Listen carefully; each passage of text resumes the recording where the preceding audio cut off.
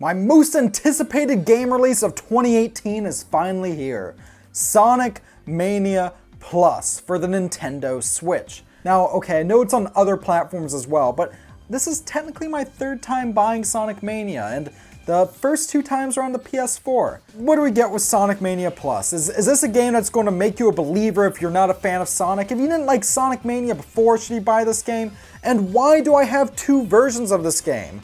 Well, we're going to get into all of that today in this Sonic Mania Plus review. But first off, why do I actually have two versions of this game? Well, we got to that real quick. Well, you see, one of these is sealed, and yeah, I'm not that hardcore of a collector. This is my personal copy.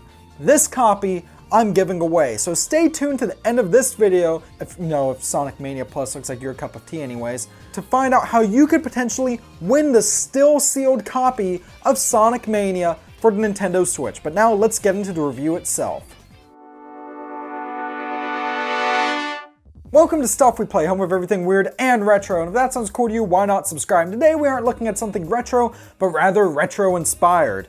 And that, of course, is Sonic Mania Plus. This is probably the third or fourth, God, I've talked about Sonic Mania a lot in this channel. I really love that game. It was a celebration of everything I loved about classic Sonic. I've actually given it a proper review, so since this video is mainly just going to be an overview of what Mania Plus adds to Mania, find out my full thoughts on Mania itself back in my review of it. So Sonic Mania Plus comes in this really nice shiny package, and I know I don't usually do this, but this is much bigger than your regular Switch game release. Like, what gives? Well, let's go ahead and unbox this. And the first thing you'll notice is that it actually comes with an art book. Not a very big art book, but it definitely has a lot of great concept art and even some beta logo designs and some blurbs about all the characters here. The art book is super high quality and very glossy, and I really like it. For $30, you get the game itself with all the stuff added to Sonic Mania in Sonic Mania Plus, plus this shiny case and this art book. But in addition to that, you also get the physical game itself, which, well, it's still sealed, but as you can see here, if we count to three, 1, 2, 3, it also has a reversible cover. And also by the power of editing magic, I took the shrink wrap off it. Opening up the game, there's, well, not much in there. There's a game cart, and then there's a 15% off discount code for Sega's online store. So that's great and all. I think the presentation here is phenomenal. And keep in mind, this is being sold for $30 US, compared to Sonic Forces, which retailed new for $40 US. Sonic Mania Plus is a game that has just as much replay value, if not more than that game, and to be completely honest, I feel like it's just a better package here. Honestly, if you want a new Sonic game on the Switch, just from a collector's standpoint, I think this is a better package. But what about the game itself? My main thoughts from Sonic Mania still stand, as in, this is a phenomenal game. However, if Sonic Mania just did not do it for you, this game won't change your mind on that. However, I also still believe that if you were not previously a Sonic fan, this game, especially Sonic Mania Plus on top of just basic Sonic Mania, will make you a fan. Now, don't get me wrong, this game is a love letter to classic Sonic and whatnot, including references to all sorts of games, including a bunch of new references to the likes of Sonic Spinball and Knuckles Chaotix for 32X in this one, but at its core, it's still a super solid platformer, filled with, in this version, 5 different playable characters. Of course, Sonic, Tails, and Knuckles are still here, and they play just like they did in Sonic Mania, but there are also 2 newcomers, Ray the Flying Squirrel and Mighty the Armadillo. Now, these characters originally debuted in a game called Sega Sonic the Hedgehog, which is a really hard to find arcade game. After that, Ray the Flying Squirrel kind of disappeared off the face of the earth, while Mighty the Armadillo made an appearance in Knuckles Chaotix, where he was literally just a red Sonic. Here, though, they've been fleshed out with their own respective abilities. Ray can do this really awesome gliding maneuver. It's like an in-between between Tails' flying and Knuckles' glide. Honestly, the best way I can describe this ability is like Mario's cape power-up from Super Mario World.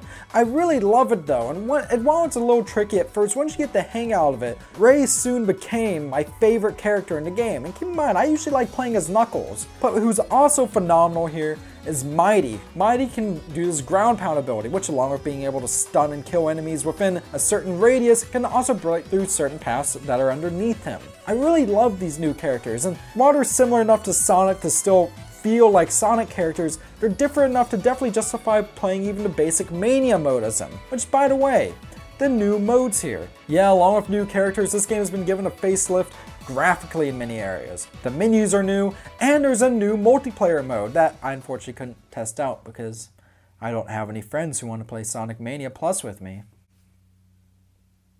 But the big thing I wanted to sink my teeth into was Encore mode. Initially I just thought Encore mode was going to be the challenge mode, but no, there's an actual challenge mode for that. What Encore mode is Sonic Mania, the Master Quest. All the zones have been remixed here, a lot of them have been changed, and all the special stages have completely different layouts that make them much harder. A lot of the bosses have been changed or altered as well. Mainly, a lot of them seem a lot easier, and some of the lengthier ones don't take as long, though some also seem a little harder, and some of them, such as Metal Sonic here, are completely different. Oh god, that's terrifying. What's also cool here is some of the new additions. There are 2 new levels in the Encore mode. Angel Island Zone from Sonic 3 Knuckles, and also Mirage Saloon, Act 1 has been changed. Encore mode also has its own plotline, which apparently retcons Sonic Forces out of continuity, though I'm not sure if that's true or not. Let me know your thoughts on that down in the comment section below, by the way. What truly makes Encore mode go above and beyond, though, is the new gameplay style. Instead of given lives, you're given a pair of 2 characters, much like in Knuckles Chaotix. And then you actually play as both characters and can switch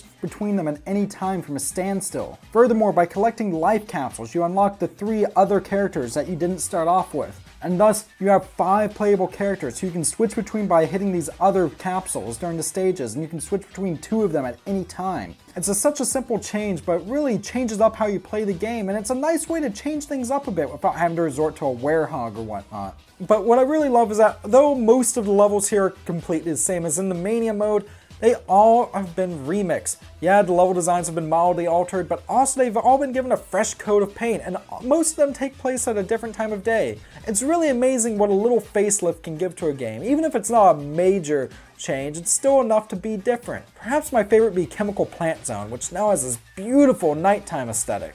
Perhaps one of the coolest additions to Encore mode, though, is the new bonus stage. In Mania mode, whenever you pass a checkpoint, some stars would flutter above it, and jumping into it would take you to a Blue Sphere special stage, much like in Sonic 3, and you could play those to unlock some extra goodies. In Encore mode, though, we have this pinball bonus stage, which really reminds me of Sonic Spinball, mainly the bonus stages from that game, though without all the Sonic cartoon references. I really like this, and though it's not the best pinball physics in the world, it's perfectly serviceable, and it's a ton of fun, and I feel like that's the best way to describe this game in general.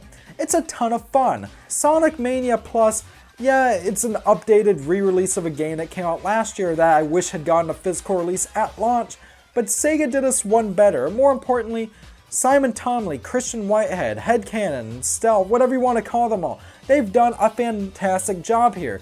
And it's like, okay, sorry we had to wait to give you that physical version, so here's the physical version, but with a bunch of additional crap. But oh, what if you don't want the physical version? Which, I mean, why? It's a $30 physical Switch game.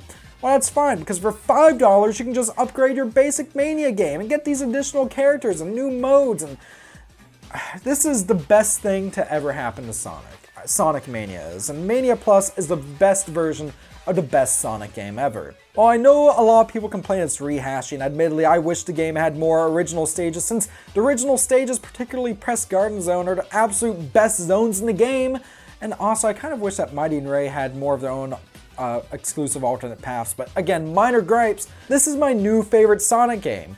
Yeah, beating out Sonic CD, even beating out the original Mania. And it's funny because I've said before that Sonic CD was my favorite game of all time. Well, that's right. I'll go as far to say that this is my favorite game of all time now. But that's the inner Sonic fanboy in me coming out. You know, childhood me playing Sonic CD on the Sonic Gems collection. That's the side of me that's really played this game and been like, yes, this is what I love in video games. This is what I love about platforming. This is a game that it doesn't just have heart and soul, but it has care, it has love, it has attention, but it has solid gameplay. It has a great soundtrack. But objectively speaking, can I recommend you pick up Sonic Mania Plus? And the answer is, it depends. Do you want a physical Sonic Mania? Then if so, get this version. Particularly get the Nintendo Switch version. I will always recommend the Nintendo Switch version of this game because the Nintendo Switch version gives you the benefit of being able to play it on the go. And I'll be honest, this game plays great both in docked mode and in handheld mode.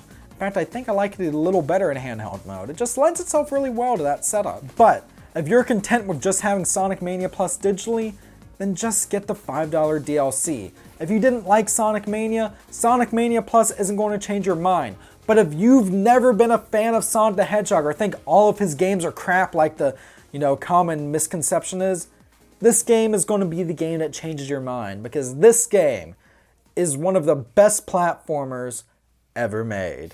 But you know what? I may be beginning to ramble on just a bit. I don't know, God, that came from the heart right there. Like, I know I try to be critical and as objective as possible, but man, it's hard, especially with a game like this, I've been doing this off the cuff and I've been rambling a bit because I was really excited for this game, and it delivered. It absolutely lived up to my expectations. So, yeah, I really love this game, and I hope you will too, which is why I'm giving away a copy of Sonic Mania Plus. I'm doing it through Gleam, and the contest is running till the 27th of July, 2018.